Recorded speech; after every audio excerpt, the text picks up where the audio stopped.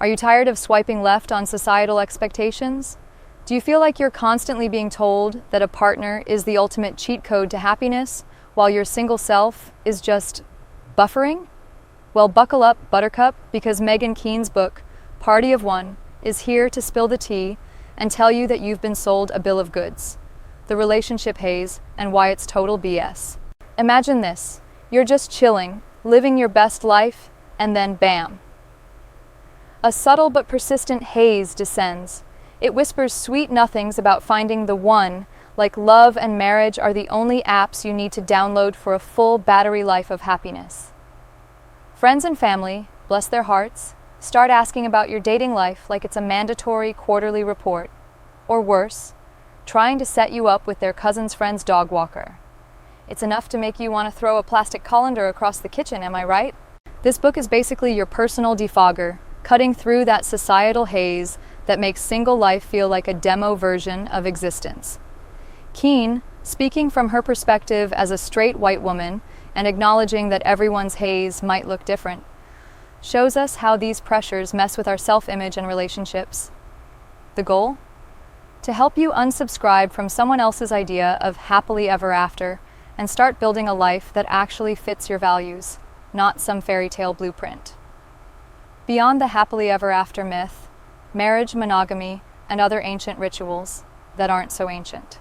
We've all seen the rom-coms. Two people meet, fall in love, and ride off into the sunset on a unicorn made of rainbows and glitter. But Party of One pulls back the curtain on these romanticized narratives, revealing that marriage, historically speaking, was less about true love and more about property, politics, and merging family fortunes. Basically, the OG LinkedIn for land ownership. The whole love-based union thing, that only really gained traction in the 19th century thanks to folks like Jane Austen. Even then, it was more about economic independence than, you complete me. And that traditional nuclear family with its rigid gender roles, turns out that's about as traditional as avocado toast.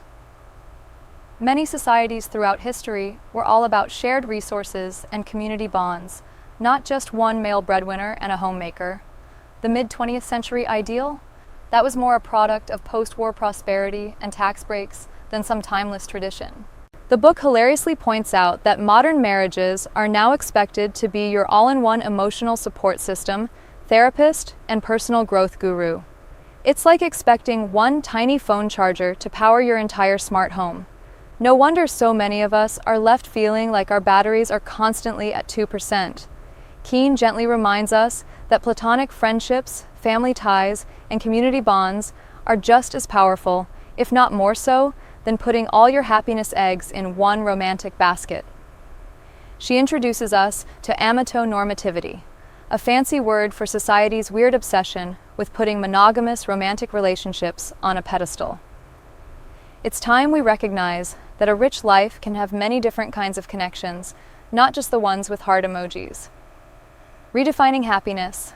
Single and thriving. No, really. Ever felt like you're on a relationship treadmill, relentlessly running towards a finish line that promises happiness, only for it to mock you with a message like, "Still running? That's so sad"? Party of One says, get off that dang treadmill. Research actually shows that single people often have broader social networks, stronger community ties, and find deep fulfillment outside of romance. Happiness isn't some prize at the end of the relationship rainbow. It's about how you engage with your life, period. The book gives us some brilliant tips for ditching the single-shaming mindset. Start with gratitude. Notice the little things that spark joy, like how your cat judges you silently, or the perfect amount of foam on your latte. Reframe negative beliefs. If your brain screams, "I'm unlovable," component placement yell back, "I'm loved and valuable as I am. Thank you very much." It also highlights the difference between loneliness and solitude. Loneliness is your brain asking for connection, but being alone? That's prime time for self-discovery and unleashing your inner artist, even if your art is just perfectly folding your laundry. Speaking of creativity, Keane recommends morning pages, 3 pages of stream of consciousness writing first thing in the morning. It's like a mental detox. And artist dates, scheduling time for activities that simply spark joy, like wandering through a park or browse a vintage shop. Basically, singleness isn't a flaw. It's an open invitation to explore your interests, values, and relationships on your terms. So, stop running after someone else's definition of happiness and start enjoying your own. Ditching the ruminating roommate and building your own authentic life. Let's be real, we've all had that annoying mental roommate who just loves to replay every awkward conversation or perceived slight on an endless loop. Party of One calls this rumination, and it's like trying to solve a puzzle by staring at the same corner piece for hours. It just makes things worse, leaving you anxious and drained. The first step to evicting this unhelpful roommate is awareness. Notice when your mind starts spiraling, and then gently interrupt it. Go outside, tackle a creative project, or do some jumping jacks until your brain is too confused to keep replaying that embarrassing thing you said in 2012. The book suggests asking better questions, instead of, "Why does this always happen to me?" Try, "What small step can I take right now?" It's about moving from circular thinking to actual action. Writing things down helps too. Turns out, most problems are as temporary as a bad hair day. The book really emphasizes being kind to yourself. When you catch yourself spiraling, swap judgment for curiosity. Ask yourself what you need in that moment: a walk, a creative outlet, or just a few deep breaths. These tiny acts of self-care are like mini reboots for your brain, reminding you that thoughts come and go, they don't define you.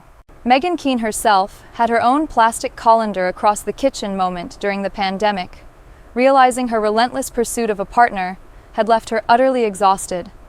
This crisis, however, became her catalyst. It's a reminder that sometimes, when our carefully laid plans explode like a glitter bomb in a small room, it's actually an opportunity to build something truly authentic.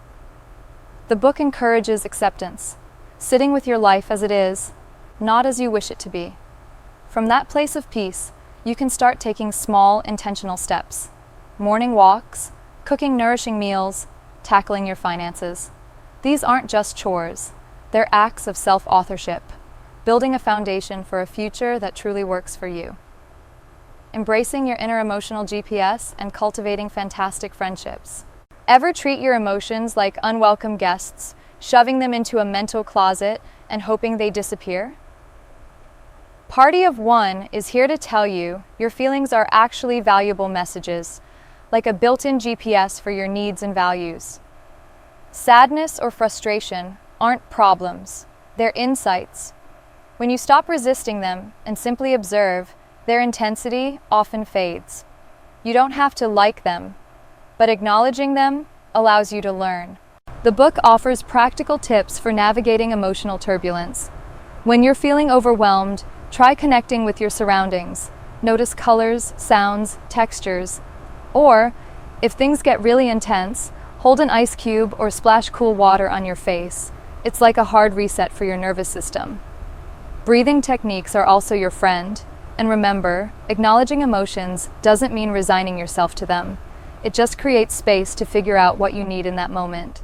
Regular mindfulness practice helps too. Even just paying full attention while brushing your teeth can make a difference. Hey, while you're figuring out how to be your own personal guru, why not hit that subscribe button? We promise to deliver more content that helps you navigate the glorious chaos of life without ever pressuring you to find the one. Unless the one is a really good pizza, in which case, we fully support that pursuit.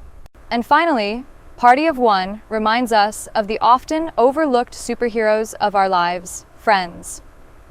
It's easy to dismiss friendships as secondary to romantic relationships, but they're absolutely essential for a rich, meaningful life.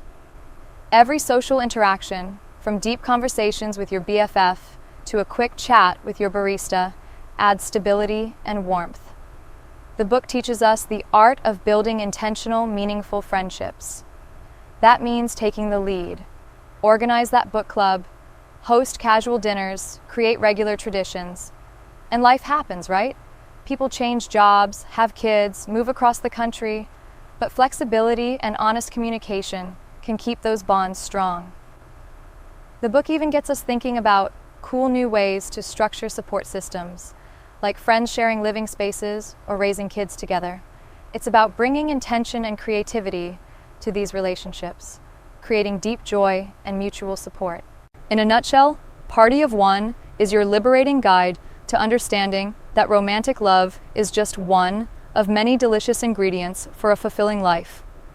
By letting go of outdated expectations, trusting your inner compass, and making intentional choices every day, from quiet mornings to vibrant evenings with friends, you can truly create a life brimming with genuine connection and joy. So go forth, you magnificent Party of One, and rock your own damn world.